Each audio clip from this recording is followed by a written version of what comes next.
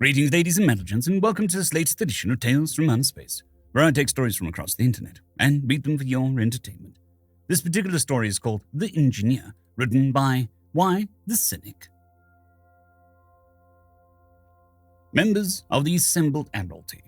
That the United Earth Republic's first pull-jump-capable vessel, the Mer-Ka-Ba, would also be the largest and fastest for the next 40 years speaks to the genius of its engineers and the devotion of its builders. In those early days, they were called the United Nations Invasion Task Force. Their mandate was as dire as the circumstances that beset the human race. In 24 years, the Kafori scout ship's distress signal would reach one of their empire's outposts. A single scout ship, equaling an Ascent Space Force's mightiest dreadnought in size, ran rings around the entire United fleet and seared gaping chasms 40 meters deep over 1/7 of the Earth's surface, until the suicidal ramming roared it down over Australia. To this day, the highest military honor in the United Fleet is the Admiral McDougall Medal of Honor.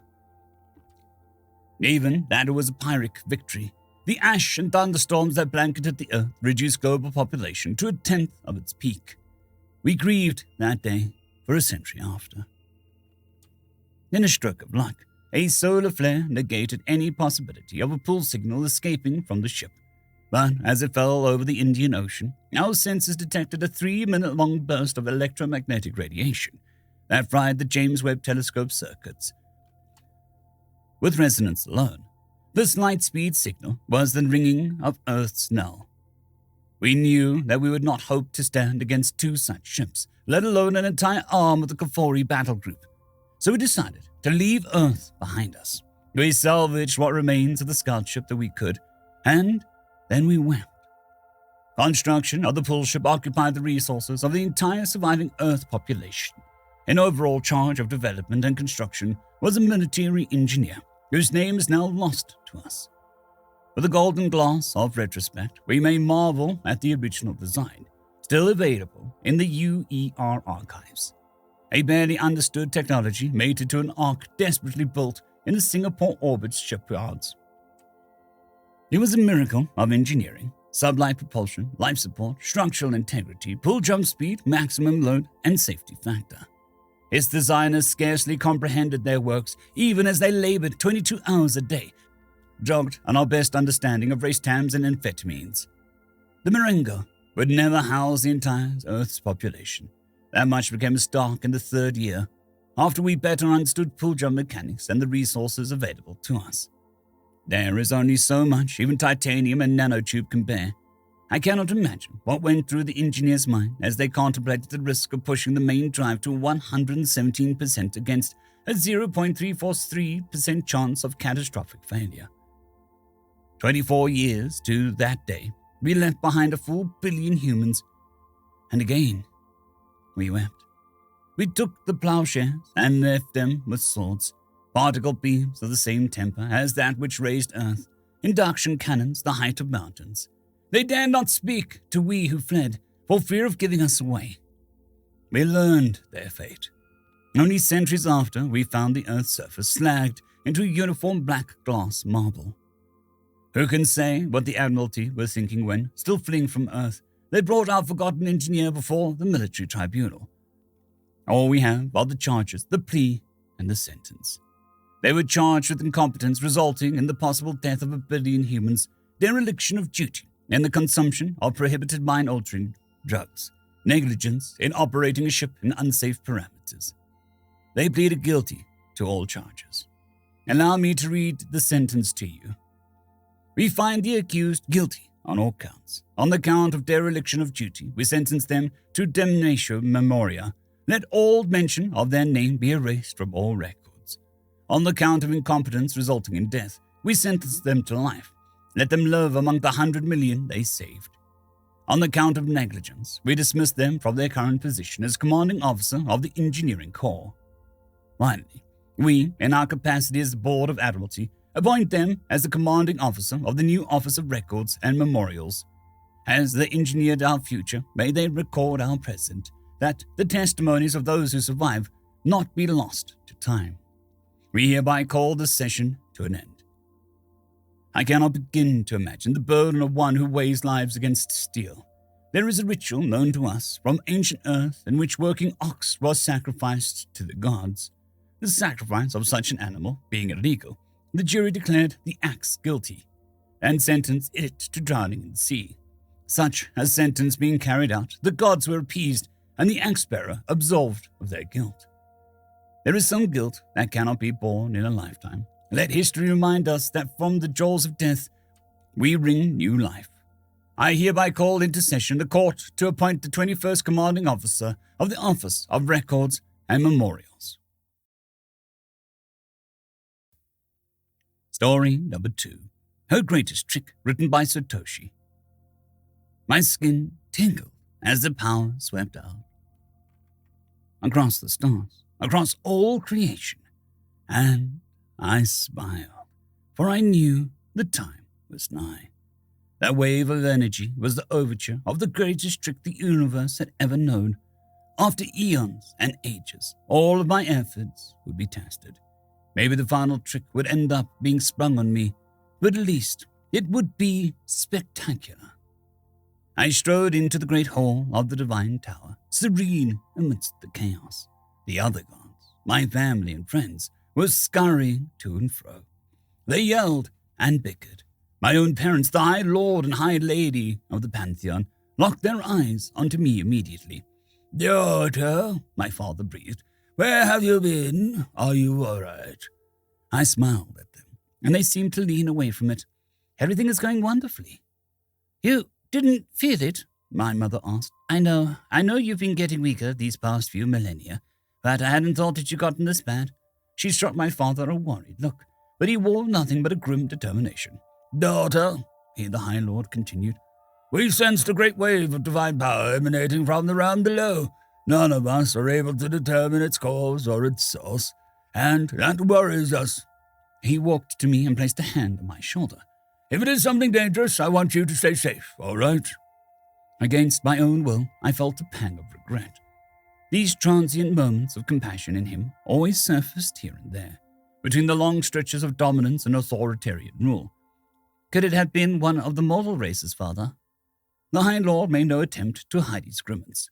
Mortal races were an abomination of the universe in his eyes, a disruption of the tranquility of creation, a ghastly accident of evolution that happened every so often. He delighted himself in snuffing them out just after they'd reached sapience. "What kind of question is that? There are no mortal races right now. The last one, humanity, was eradicated thousands of years ago. By your hand." His expression softened. "It was after that you started to weaken, don't you remember? I shouldn't have given you such a monumental task, should I?" I smiled again and let my expression slowly grow into a laugh. My parents furrowed their brows. Even a few of the nearby guards stopped to stare at me. "What's so funny, daughter?" the High Lady asked. "It's just, I remember that day so clearly. And you all looked the same." I spun, maybe a little eccentrically, I admit, and gestured around the room. "All of this looks the same. It is the same. The way we act, what we do, these ancient clothes that we wear. It is all so, stagnant. And mother, dear mother, she knew me so well. She must have sensed my tone. "What did you do?" she asked, her posture tense. "Nothing much. Not since that day so many years ago," I sighed. "I just really felt the need to, shake things up, as the humans would say it." The High Lord stepped forward. "Humans, daughter, what's going on?" I matched his gaze, feeding fire in my eyes to match the literal flames that were starting to burn in his. I never destroyed their planet. All I did was hide it. All motion stopped, all sound except a few gasps. Then the room was silent as every divine being watched the three of us at its center.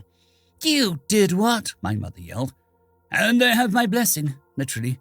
Over the years, I've been granting them my power in a slow trickle, and it seems they finally figured out how to access it." The High Lord growled. "That's why you've been getting weaker. You've been helping those wretches."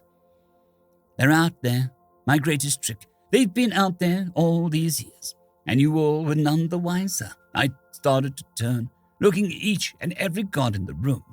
"Are you all so afraid of letting something change, evolve? Even the universe that we created disagrees with you.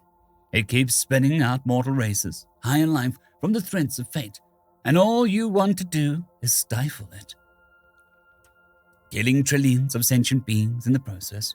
I shook my head as my gaze returned to my parents. Well, it's time to answer for what you've done.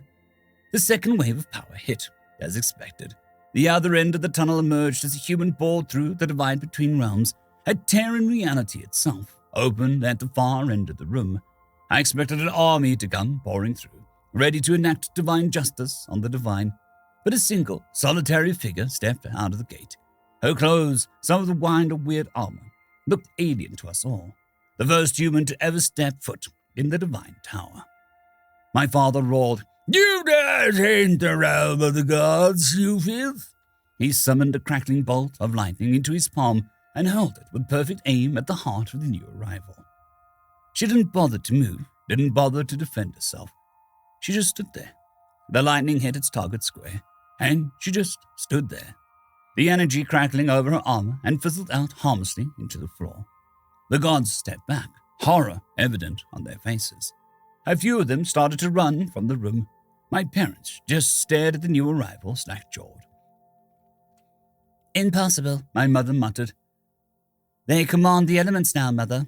Just as much as we do." I stepped up to the lone figure. "It's just you. I thought there'd be more." "I'm all we need," the human said. When she saw my face, her eyes went wide. "It's you." I smiled back at her. "I've always been on your side, but everything you've done, everything you've become, was all from you.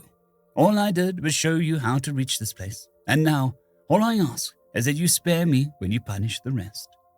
The human stared at me, seeming to work through some words into her mouth. "I'm not here to punish, necessarily.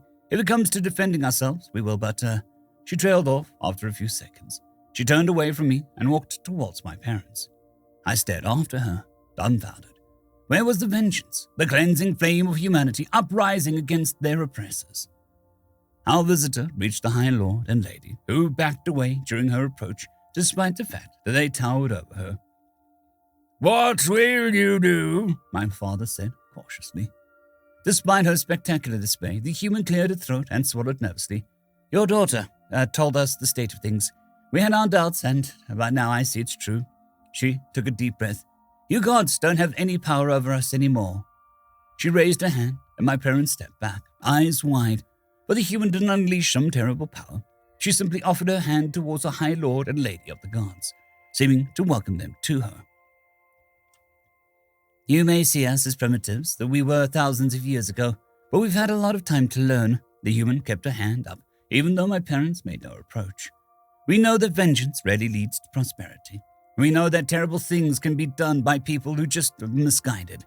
To respond to you with violence would be to confirm your opinion of us. So I'm asking for a truce." The remaining gods glanced at each other. Whispers started around the room. "A truce?" my mother asked. "We are both races capable of immense power. Why waste that fighting each other?" The new gleam appeared in the human's eye. "We could do great things, teach each other so much." My parents shared a long, meaningful look at each other. A few words shared under their breaths. Finally, after what seemed like ages, the High Lady stepped forward. Slowly, as if the motion was fighting the gravity of 10,000 stars, she took the human's hand. I couldn't believe it. I'd expected hellfire, legions of mortal troops, the corpses of gods dying at their feet, and ultimate poetic justice. But it seemed the greatest trick had been played on its trickster, and for once, I reveled in it. End of story. I'd quickly like to thank the T5 peeps: Cold War Boomerwaffen, Severin Cerberus, Bushmaster 177, Henry the Red, Caspar Arnholtz, Cold War Boomerwaffen, Elijah Silvercross, Dragzoon WRE, and Severin Cerberus. Thank you very much.